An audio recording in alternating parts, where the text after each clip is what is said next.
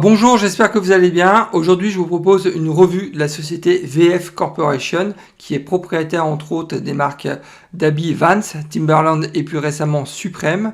Alors, nous verrons ensemble les principaux indicateurs financiers, sa projection du revenu passif sur 20 ans, les atouts, mais aussi les points de vigilance. Et bien évidemment, je partagerai avec vous mon arbitrage en fin de vidéo. Restez avec moi, on se retrouve tout de suite après le jingle.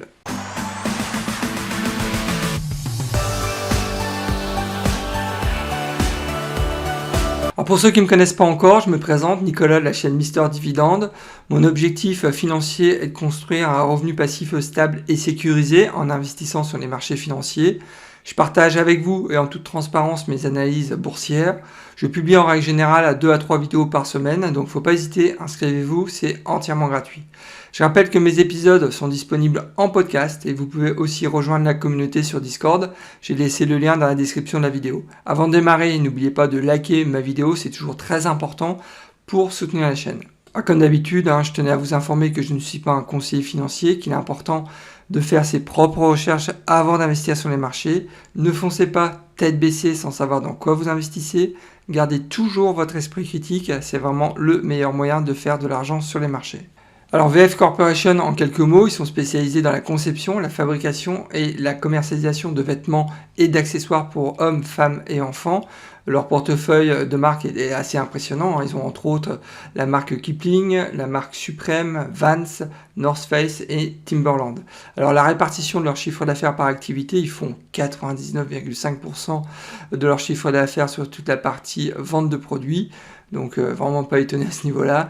Au niveau de la répartition du chiffre d'affaires, il faut savoir qu'ils font un peu plus de 50% du chiffre d'affaires aux États-Unis, 28% en Europe et 13% en APAC, donc en Asie-Pacifique. J'ai noté 2 concurrents, dont l'un vous connaissez certainement, c'est Nike, symbole NKE, et le second c'est PVH Corp, symbole PVH. Je profite de cette vidéo pour remercier Nathan qui m'avait demandé il y a quelques semaines si je pouvais donner donc un avis sur VF Corporation que je connaissais pas du tout, donc merci à toi Nathan. J'ai encore appris beaucoup de choses sur cette société et aussi sur l'industrie de la mode. Donc il faut savoir que je ne suis actuellement pas actionnaire de VF Corporation, donc ce que je vous propose en fin de vidéo, c'est de partager avec vous les positions que j'ai actuellement sur Stanley Black & Decker. Alors le symbole de VF Corporation, c'est VFC du secteur de la consommation discrétionnaire. Le dividende qui est proposé actuellement est de 2,79%. Le dividende est très bien sécurisé. On est actuellement sur une période de 80%, donc légèrement élevé, mais je vais vous expliquer pourquoi. Ensuite, le cours est autour de 71-72 $ et on est sur une capitalisation boursière de 28,2 milliards de dollars.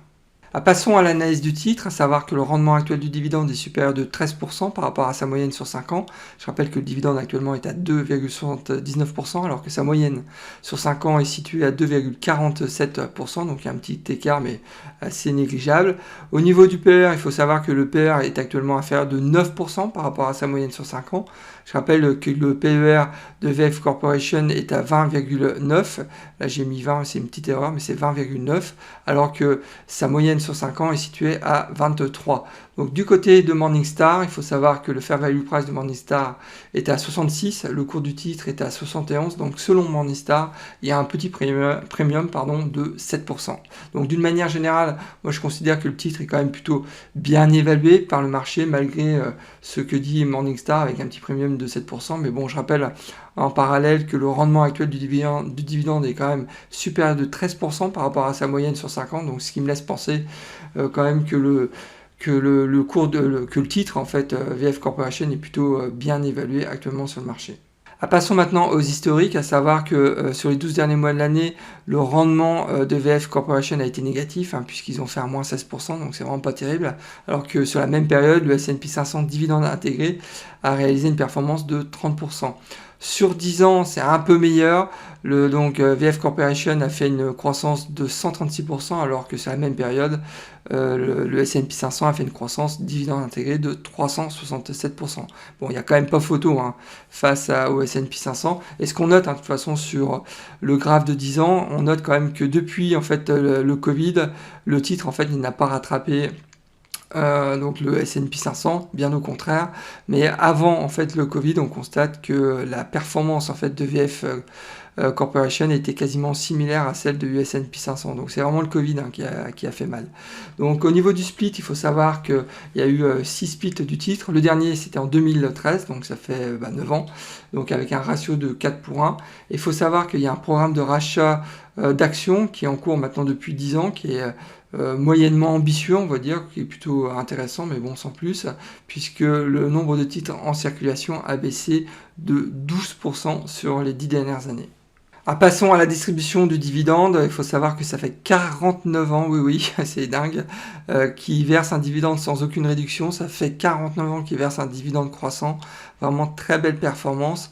Sur les 20 dernières années, la croissance moyenne annuelle du dividende a été quand même de 11%, donc c'est quand même assez élevé. Ça s'est ralenti quand même depuis les 5 dernières années, donc puisque la croissance sur les 5 dernières années était de 5% par an en moyenne. Au niveau du coupon, bon, c'est assez classique, c'est un coupon trimestriel en mois 3, au mois de mars, juin, septembre et décembre. Le coupon annuel est actuellement à 2$ le titre. Et il faut savoir qu'au niveau des crises, donc c'est un sans faute, puisqu'ils ont réussi à augmenter leurs dividendes pendant la crise financière de 2007 et 2009, et ils ont aussi augmenté leurs dividendes pendant la crise du Covid, et ça c'est vraiment un exploit, sachant qu'il y avait quand même beaucoup de magasins aux États-Unis et en Europe qui étaient fermés suite au Covid. Donc là ça marque vraiment très clairement l'engagement fort de la direction dans la distribution croissante de dividendes. Donc c'est quand même assez rare de voir ce type de société, puisque je vous rappelle quand même qu'il y a eu plus de 80% des magasins qui ont dû fermer pendant la période du Covid. Donc c'est la raison aussi pour laquelle moi je suis très très positif quant à la distribution annuelle et croissante du dividende chez VF Corporation.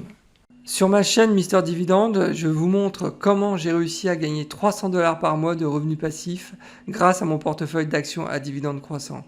Alors n'attendez pas, abonnez-vous, c'est entièrement gratuit et bien évidemment si le contenu de la vidéo vous plaît, vous pouvez aussi liker la vidéo.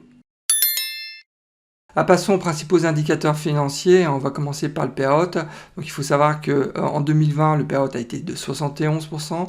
En 2021, il a été de 56%, ce qui est facilement explicable dans la mesure où l'ensemble de leurs magasins aux États-Unis, enfin l'ensemble, 80% des magasins aux États-Unis et en Europe étaient fermés pendant la crise du Covid.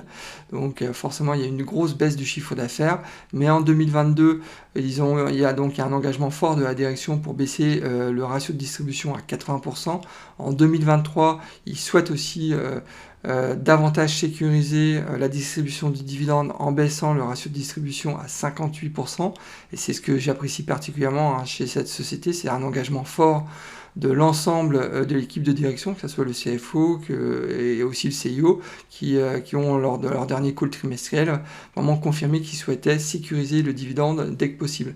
Et quand vous êtes un investisseur qui cherche le rendement, et aussi qui est conservateur, donc un peu comme moi. Donc ce type de discours, moi, ça me parle tout de suite. Donc c'est la raison aussi pour laquelle je suis plutôt agréablement surpris par le management de la société à ce niveau-là. Par contre, au niveau du chiffre d'affaires, moi ce que je constate, c'est que le chiffre d'affaires, depuis 10 ans, ça vivote. Donc il est autour de 10 milliards d'euros, donc ça manque clairement de croissance. Et je pense que le bénéfice aussi par action, c'est à peu près le même constat, ça manque très clairement de croissance constante annuelle. Donc c'est aussi, à mon sens, un point de vigilance. Par contre, je considère que la dette sur résultat est plutôt bien maîtrisée. Ils ont connu quand même des épreuves très compliquées en 2020 et 2021. Et malgré cela, on constate quand même que la dette, elle est quand même plutôt assez basse. Et ça, c'est aussi un point qui est très positif. Passons maintenant à la projection de revenus passifs. Si demain j'investissais 1000$ dans VF Corporation, je sais que la première année, cela générait un revenu passif, donc un dividende annuel de 28$.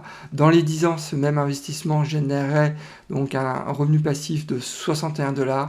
Et dans 20 ans, cet investissement de 1000$ générait un revenu passif, donc un dividende annuel de 135$ annuel. Donc c'est bien en deçà, bien évidemment, de ma target, qui est de 200$ pour l'investissement au départ de 1000$. Mais bon, en même temps, je suis pas trop surpris. On part quand même sur un dividende qui est inférieur à 3%.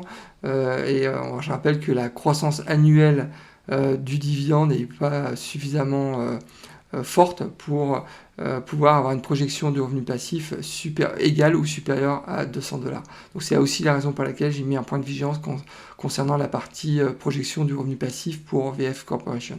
Passons maintenant à la prise en compte du développement durable et des enjeux de long terme dans la stratégie de VF Corporation. Alors, le risque ESG, qui je vous rappelle est estimé par Morningstar, est actuellement de 12,73, donc c'est un risque ESG relativement faible, et je suis plutôt agréablement surpris dans la mesure où le sourcing principal dans la mode, c'est quand même la Chine et l'Asie. Donc, alors en parcourant le rapport de Morningstar, il faut noter 2 points de vigilance, mais qui sont vraiment mineurs. Donc le premier point, c'est donc des problèmes qui sont à résoudre sur la partie éthique du business, et le second point sur les problèmes sociaux, essentiellement dans les usines. Donc bon, je suis pas vraiment surpris, c'est comme une boîte au départ industrielle, donc c'est normal aussi d'avoir des problèmes sociaux dans les usines à mon sens. Donc, mais en tous les cas, apparemment, selon Morningstar, ils prennent très sérieusement justement tous les risques ESG, et c'est aussi la raison pour laquelle, à mon avis, ils ont aussi mené des mesures correctives fortes pendant les années 2000, ce qui leur permet maintenant d'avoir un risque ESG relativement faible. Et c'est un point qui est très très positif, comme on sait, surtout pour les fonds d'investissement. Lorsque j'ai analysé VF Corporation, j'ai pu noter de nombreux points positifs. Alors, bien évidemment, ce que j'ai apprécié en particulier, c'est, comme je l'avais déjà dit, mais bon, c'est la réduction importante du payout à 58% dès 2023. Donc, on sait que cette société a vraiment connu des épreuves très compliquées en 2020 et 2021, avec en plus l'explosion du payout, le ratio de distribution en 2021. Mais ce que j'apprécie, une nouvelle fois, c'est vraiment l'engagement fort de la direction pour réduire ce ratio de distribution du dividende de manière à pouvoir le sécuriser. Donc ça, c'est vraiment un très gros point positif à mon sens. Ensuite, j'en ai déjà aussi parlé, c'est le niveau d'endettement qui est plutôt bien maîtrisé. Ça, c'est aussi un point qui est extrêmement positif. Le risque ESG, on en a parlé, qui est aussi très faible. Au niveau du business, il faut savoir qu'il y a des changements vraiment importants dans la stratégie de marque, puisque on constate une transition en fait de la marque Vans en marque de mode. Donc ils sont vraiment en train de travailler sur ce projet qui va générer vraiment beaucoup de chiffre d'affaires, puisque la marque devrait générer 4 milliards de chiffre d'affaires dès 2022. À savoir en plus que cette marque actuellement a vraiment une part de marché qui reste encore très faible, donc le potentiel est vraiment énorme. Ensuite, il faut savoir que VF Corporation a vendu sur les 5 dernières années l'ensemble de leurs marques de jeans qui étaient à faible marge, donc ça c'est aussi un point qui est très positif pour VF Corporation.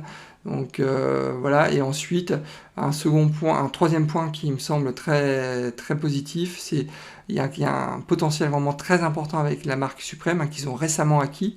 Je ne sais pas si vous connaissez la marque Suprême, c'est vraiment du plus en termes de gamme produit, et je pense que là il y a aussi un potentiel très important aux États-Unis, mais aussi en Chine. Alors ensuite, au niveau du business, il faut savoir que le Covid a fait vraiment mal au secteur de la mode, mais aussi au business de VF Corporation, puisqu'on a noté beaucoup de fermetures définitives de magasins en Europe et aux États-Unis. Et bien naturellement, maintenant, la priorité de VF Corporation, c'est de développer le commerce en ligne, puisqu'ils commencent à réduire la voilure justement sur les magasins en physique, comme Nike. En fait, Nike a lancé cette opération il y a maintenant 5-6 ans, qui a été couronné de succès. C'est un vrai succès, le commerce en ligne pour Nike. Et VF Corporation prend la même direction. Alors, ils n'ont pas encore transformé les serres, puisqu'ils dépendent encore beaucoup du canal de distribution traditionnel, donc des magasins en physique. Mais selon leur dernier rapport annuel, en tous les cas, le commerce en ligne devient la priorité numéro 1 du groupe. Ensuite, je pense qu'il y a un problème au niveau du positionnement de Timberland, puisque Timberland, marque emblématique de VF Corporation, perd des parts de marché maintenant depuis 5 ans, et ça c'est vraiment un problème. C'est, je pense, la raison pour laquelle ils capitalisent davantage sur Vans et Supreme. Alors pour l'instant, j'ai lu dans les derniers rapports qui souhaitaient vraiment pousser les marques Vans et Supreme. On va voir si aussi là ils transforment l'essai. C'est nouveau, en 2021 en tous les cas, c'était pas encore la priorité du groupe, et c'est vrai qu'il y avait d'autres priorités avec le Covid et toutes les restrictions qu'il y avait au niveau de leur magasin. Mais la priorité 2022, c'est vraiment de pousser fort sur Vans et Supreme, donc on verra ce qu'il en est à ce niveau-là. Alors pour conclure cette analyse, je considère que le prix actuel du titre VF Corporation est plutôt attractif. Par contre, je considère qu'il n'y a pas de potentiel de rendement du titre très intéressant qui pourrait battre sur le long terme, en tous les cas, le S&P 500. Au niveau de la sécurité du dividende, par contre, c'est du costaud. On l'a vu, hein, c'est vraiment une des priorités du groupe, c'est la distribution annuelle et croissante du dividende. Ça, c'est vraiment le gros point positif de cette société. Ensuite, au niveau de la projection du revenu passif, on l'a déjà vu, c'est pas exceptionnel, c'est vrai qu'on part une nouvelle fois de trop bas, donc c'est la raison pour laquelle j'ai mis un petit symbole aussi orangé à ce niveau-là. Passons maintenant au profil d'investisseur. Je pense que VF Corporation est parfaitement adapté pour un portefeuille conservateur. Par contre, je ne pense pas qu'un investisseur qui est orienté sur la croissance puisse être intéressé par VF Corporation, ni celui qui est orienté retraite, donc c'est-à-dire qui cherche un rendement élevé, puisque là je vous rappelle quand même qu'on est sur un rendement du dividende inférieur à 3%. Au niveau de l'investisseur spéculatif, lui, moi, je pense qu'il peut oublier le titre VF Corporation. Donc très clairement, VF Corporation est vraiment un titre idéal pour un investisseur long terme et conservateur. Alors au niveau des top investisseurs, ça va être assez rapide, hein, puisque sur le site Dataroma, donc qui est ma source d'information pour ce slide, il faut savoir que j'ai pas noté de fonds ou d'investisseurs de renom qui possèdent actuellement des titres de VF Corporation. Alors au niveau de mon arbitrage, il faut savoir que je ne suis pas intéressé par le titre VF Corporation. Pourquoi ? Tout simplement que j'ai déjà de nombreux titres dans mon portefeuille qui ont à peu près le même profil, même si je ne suis pas actuellement exposé au secteur de la consommation discrétionnaire. Mais bon, il y a un moment, de toute façon, je ne peux pas investir partout, donc il faut que je fasse de l'arbitrage. Donc là, j'en fais un. Mais par contre, si demain je devais investir dans cette société, je pense que $66 qui correspond au fair value price de Morningstar serait un point d'entrée intéressant.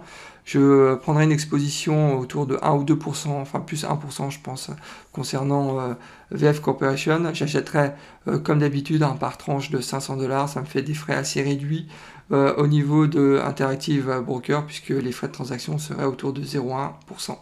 Comme promis et en toute transparence, je partage avec vous les positions que j'ai sur Stanley Black & Decker. Il faut savoir qu'actuellement j'ai 8 titres pour une valeur marché de $1 398. J'ai déjà reçu au total $30 de revenus passifs, donc c'est pas énorme. C'est vrai qu'ils sont pas très généreux sur le dividende chez Stanley et Black & Decker. Par contre, c'est vraiment une machine à cash. Donc je rappelle que en 2021, j'ai perçu $18 de revenus passifs. Ma projection sur les 12 prochains mois de mon revenu passif est estimé à $25. Il faut savoir qu'actuellement je fais une plus-value latente de un peu plus de 30%. Donc c'est vrai que j'avais acheté en plein marasme du Covid ce titre, donc j'ai fait plutôt une bonne affaire. Donc ce qui correspond à $335 de plus-value latente. À savoir aussi que mes premiers dividendes, je les ai perçus, c'était au mois de juin 2020, et les derniers que j'ai perçus, c'était donc en septembre 2021. Écoutez, nous arrivons déjà à la fin de cet épisode. Alors j'espère que l'analyse de VF Corporation vous a plu, que ça vous a donné quelques idées. En tous les cas, une fois de plus, il est toujours important aussi de faire ses propres analyses. Donc là, je vous ai donné mon point de vue, mais faites aussi vos propres analyses pour vous faire votre propre opinion. Alors, bien évidemment, si le contenu vous a plu, n'oubliez pas de liker ma vidéo, c'est très important pour soutenir la chaîne et aussi m'encourager à continuer ce type de contenu. Et si vous n'êtes pas encore inscrit à ma chaîne, n'attendez pas, inscrivez-vous, c'est entièrement gratuit. Eh bien écoutez, je vous souhaite plein de bonnes choses et je vous dis au prochain épisode et surtout, bon trade, au revoir.